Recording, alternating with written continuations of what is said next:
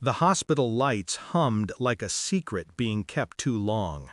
I sat beside my niece, her small body curled on the gurney, sweat tracing her temple. She was 15, pale, trembling. The doctor looked at the scan, then at me. His voice lowered to something almost reverent. "There's something inside her." For a moment I didn't breathe. The words hung between us, heavy and obscene. He turned the monitor toward me. I saw the shadow first, dense, moving faintly. Then the outline. Not a tumor, not an infection. A form. I swallowed hard, my throat dry with a kind of terror I couldn't name. "Who brought her in?" he asked. "I did." He nodded, almost with pity. Then, "You need to hear this before anyone else." The room tilted, the sound of machines dimmed. I thought of my sister-in-law, her sharp tone, her dismissive wave. "She's faking it."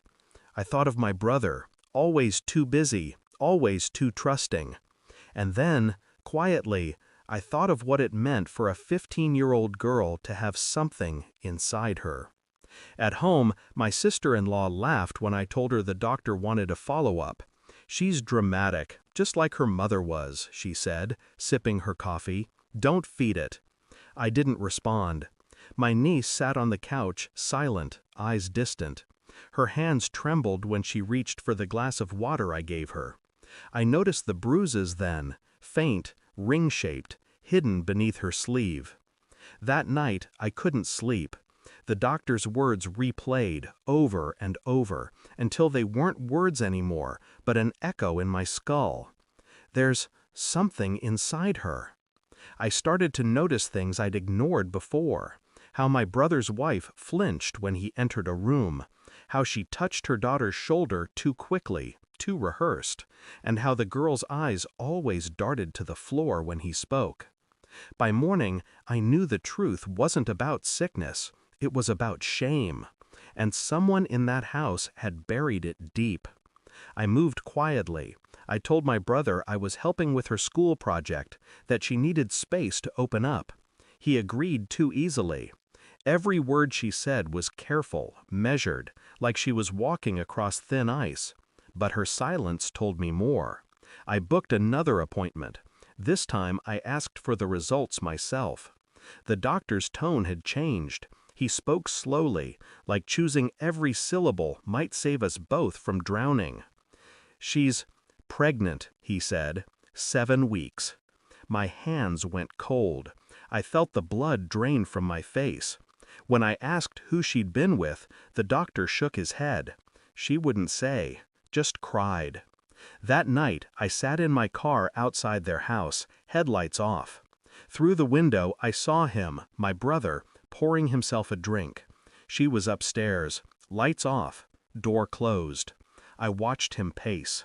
And I knew. The mind has a way of connecting the things it doesn't want to. The bruises, the silence, the empty stare, and the shadow inside her. I didn't sleep for 2 days. I didn't confront. I waited. Then I called him.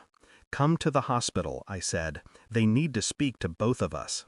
He arrived calm, almost relieved. When the doctor entered with the file, I said nothing. He handed it to me. I opened to the page with the DNA result. My brother's name. Father, confirmed. The silence was surgical, cold, precise. He looked at me, searching for a reaction. I gave him none. His lips parted. No words came out. I turned to him slowly. "She's 15, I said, "and you put something inside her." He stepped back, as if the words struck him physically. His face twisted. Shame, rage, fear, all colliding in silence. I didn't raise my voice. I didn't move. I just watched the man I grew up with disintegrate. That night, I called child services, then the police.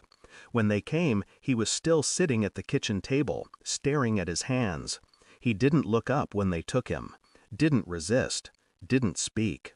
My sister-in-law screamed. She demanded to know what I'd done. I said nothing. As they let him out, I met his eyes one last time.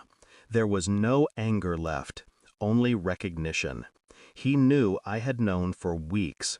He knew I'd chosen silence long enough for the truth to destroy him on its own. That was my revenge, letting him rot in the knowledge that I didn't save him even when I could have.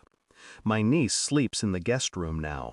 She doesn't talk much, but she breathes easier. The house is quiet, too quiet. I sit by her door at night, listening to her breathe.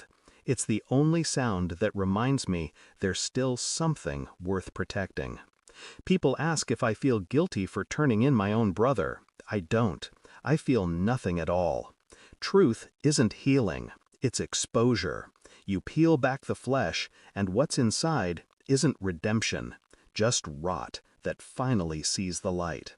And now, when I think of him, I remember the scan, that dark shadow on the screen, moving, growing, silent.